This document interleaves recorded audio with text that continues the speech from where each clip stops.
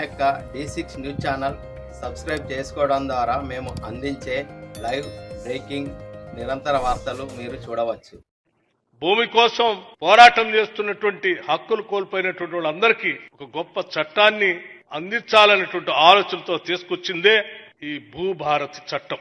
భూమికి సంబంధించి చట్టాలు చాలా వచ్చాయి, కానీ సరళంగా ఎటువంటి ఇబ్బందులు లేకుండా సామాన్యుడికి సైతం అర్థమయ్యేటట్టుగా ఎటువంటి ఇబ్బందులు లేకుండా మతలబులు లేకుండా అద్భుతంగా తయారు చేసినటువంటి చట్టమే ఈ భూభారతి 2025 చట్టం అని చాలా స్పష్టంగా, చాలా గౌరవంగా, గర్వంగా కూడా, సంతోషంగా కూడా ప్రకటిస్తా ఉన్నాం.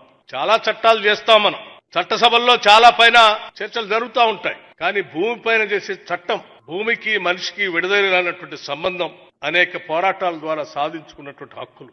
ఆ హక్కులన్నింటినీ కాలరాయకుండా వాళ్ళకు పొందినటువంటి హక్కుల్ని జాగ్రత్తగా ప్రజలకు అందించడమే పాలకుల బాధ్యత. దురదృష్టం, ఈ రాష్ట్రంలో ఆత్మగౌరవం కోసం పోరాటం చేసి తెచ్చుకున్నటువంటి తెలంగాణ రాష్ట్రంలో భూమితో పెనవేసుకున్నటువంటి ప్రజల యొక్క జీవితాల్ని అల్లకల్లోలం సృష్టిస్తూ ధరణి అనేటువంటి ఓ చట్టాన్ని తీసుకొచ్చారు.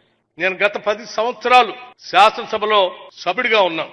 ఈ ధరణి చట్టం తీసుకొచ్చిన దగ్గర నుంచి చర్చకు వచ్చినటువంటి ప్రతి సందర్భంలో చెప్పాం, ధరణి అనేది రాష్ట్ర రైతుల పాలిట శాపంగా మారుతా ఉంది. రైతుల హక్కుల్ని కొద్ది మంది పెత్తందారుల కాళ్ల దగ్గర మీరు ధరణి అనే చట్టం దగ్గరతో పెడతా ఉన్నారు. ఇది మంచిది కాదు, రైతుల ఆత్మగౌరవాన్ని తాకట్టు పెడతా ఉన్నారు అని పదే పదే చెప్తే కూడా ఏమాత్రం పట్టించుకున్నటువంటి ఆనాటి రాజ్య పాలన కూడా నేను స్పష్టంగా చూశాను.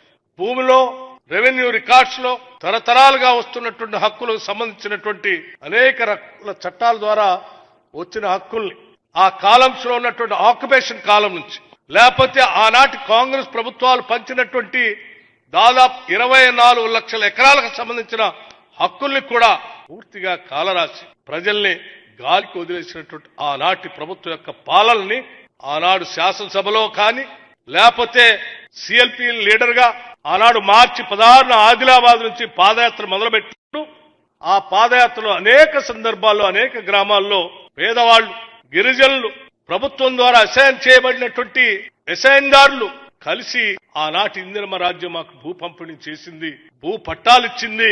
ధరణిని తీసుకొచ్చి మాకు పాత పుస్తకాలు ఉన్నప్పుడు కూడా ఈ ధరణి ద్వారా మీకు హక్కులు లేవని చెప్పి మాకు పుస్తకాలు ఇవ్వట్లేదని చేయబట్టుకొని ఆ పుస్తకాలు చూపించినప్పుడు ఆనాడు చాలా స్పష్టంగా చెప్పాం, వచ్చేది ఇందిరమ్మ రాజ్యం, రాజ్యం రాగానే ఈ ధరణిని బంగాళాఖాతంలో వేస్తాం, తప్పనిసరిగా మీ హక్కుల్ని నిలబెట్టే విధంగా ఒక చట్టాన్ని తీసుకొని వస్తాం, మీకు న్యాయం చేస్తామని ఆనాడు అక్కడ చెప్పాం. ఆనాడు రాష్ట్ర కాంగ్రెస్ కమిటీ అధ్యక్షుడిగా, ఈనాడు ముఖ్యమంత్రిగా ఉన్నటువంటి రేవంత్ రెడ్డి గారు అనేక భారీ బహిరంగ సభలు పెట్టి ఆ భారీ బహిరంగ సభల్లో కేంద్ర నాయకత్వానికి సంబంధించిన కాంగ్రెస్ నాయకత్వాన్ని కూడా తీసుకొని వచ్చి చాలా స్పష్టంగా ఈ ధరణిని బంగాళాఖాతంలో వేస్తాం, తప్పనిసరిగా ప్రజల పక్షాన నిలబడి ఇందిరమ్మ రాజ్యం వస్తుంది, రాగానే ప్రజల కోసం మేము ఒక చట్టాన్ని తీసుకొస్తామని చెప్పి వారు ప్రకటించారు.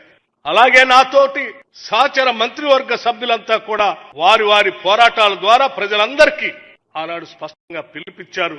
ఆ పిలుపుతో మా మేనిఫెస్టోలో కూడా తప్పనిసరిగా ధరణిని బంగాళాఖాతంలో వేస్తాం, మారుస్తాం, ప్రజలకు పనికొచ్చే చట్టాన్ని తీసుకొస్తామని చెప్పినట్టుగానే ఈ ప్రభుత్వం అధికారంలోకి రాగానే వచ్చిన నాటి నుండి ఈ చట్టాన్ని మార్చడానికి, ఆ చట్టాన్ని మార్చడం ద్వారా ప్రజలకు మేలైనటువంటి చట్టాన్ని అందించడం కోసం అనేక రకాలుగా చర్చలు జరిపి అటు శాసనసభలో బిల్లు పెట్టి, ఆ బిల్లు పెట్టే కాదు, బిల్లు ద్వారా రూల్స్ కూడా ఫ్రేమ్ చేసి ఈరోజు ఏప్రిల్ 14th రోజు డాక్టర్ బాబాసాహెబ్ అంబేద్కర్ భారత రాజ్యాంగాన్ని అందించినటువంటి ఆ హక్కుల్లో పొందుపరిచినటువంటి పీఠిక ద్వారా ప్రియాంబుల్లో ఏదైతే చెప్పారో ఆ ప్రియాంబుల్ స్ఫూర్తిగా